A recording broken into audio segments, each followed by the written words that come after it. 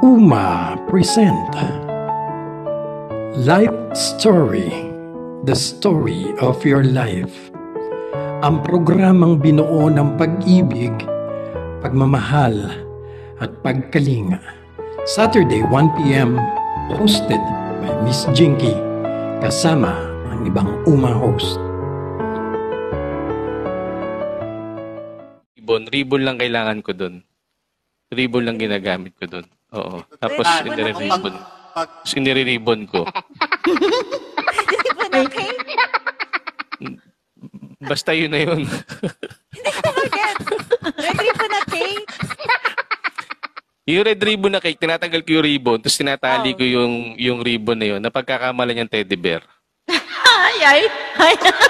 Wait lang nga, ang ano... Ma'am Smile, ayokong bahira ng kung ano yung kaisipan mo kasi ikaw ay walang kinalaman sa mga gantong... Sabi ni Misha niya, I gotcha. Oo, alam nyo na yun, guys. Kristen, hello, Sharon. Hindi, ang best menu na niluluto ko sa kanya na gustong gusto niya, yung paksiw na galunggong. Yan. Yung magpapaksiw ko kami na umaga, kakainin namin sa hapon. Ayaw namin kainin ng kaluluto. Ay, ang sweet naman, oh. Ay, sana all. Mas masarap siya pag yung ano na, no, yung ilang oras na siyang nababa. Oo. Mabuti na lang bago ako magkautang. Kaya ilab si Tito Tutan eh. Yun ang mga sinasabi. Oo nga eh.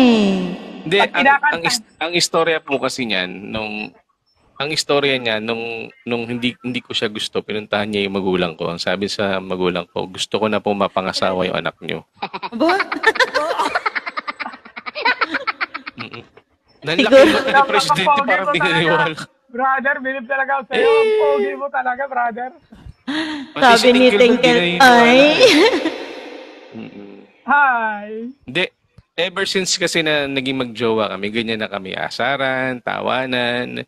Never ay, kami maganda yung ganyan. Hi, Diego na. Pero ano yung the best menu mo para kay girlfriend? Kay GF? Kay pinakamamahal? Kay lang eh. Asawa. Alam mo yung red ribbon? Ribbon lang kailangan ko dun. Ribbon lang ginagamit ko dun. Oo. Tapos, bakit nung si Ma'am Ismail yung bumulong, ang ganda tignan nung ako nagsalita, parang ang pangit tignan yung bumulong ko. Sige nga, pare kayo, bumulong ka. Promise. Nakakaya sa iba. Parang tumalbog, parang... Hi, my friend, Raha Lifestyle. Hello, shout out. Kasi na si Brother Step. Nawala si Step eh, madam. May something problem daw, kaya bumaba siya nag-message. Pasensya na lang. Kung gusto niyo kumanta, pwede akong tumawag ng pandayo ko rito. May pandayo ko na kumakanta yung asawa ko. Thank you so much. Pasasampulan ko ng isang kanta. Gusto niyo ba? Sige. Pwede din. Sandali ah. Yung kanyang kabiyak ng puso, ayun tatawagin pa ngayon. Kanyang kabiyak. Walang sub daw. Ay, wala daw sub. Sabi Tito Tutan. Tito Tutan.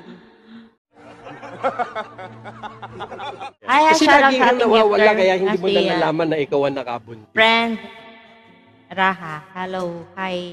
Please follow to our friend. Bakit ganun daw bata pa na buntis? Nayari na, sabi niya Archon. But Mamaya anyway, po malalaman natin ang kanyang storya. Kung bakit sa murang edad. Alam mo, minsan hindi ko maisip, no? Kayo ba ikaw papatry? Miss J, na napakaganda ng background na talagang nagmumura.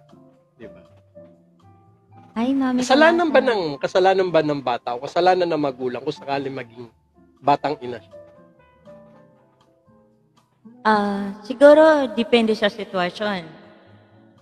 Kung merong mananagot doon kung bakit nangyari. Kasi di ba po, merong...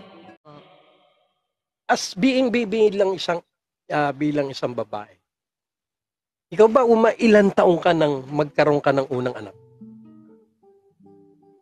Ako po, siguro 21.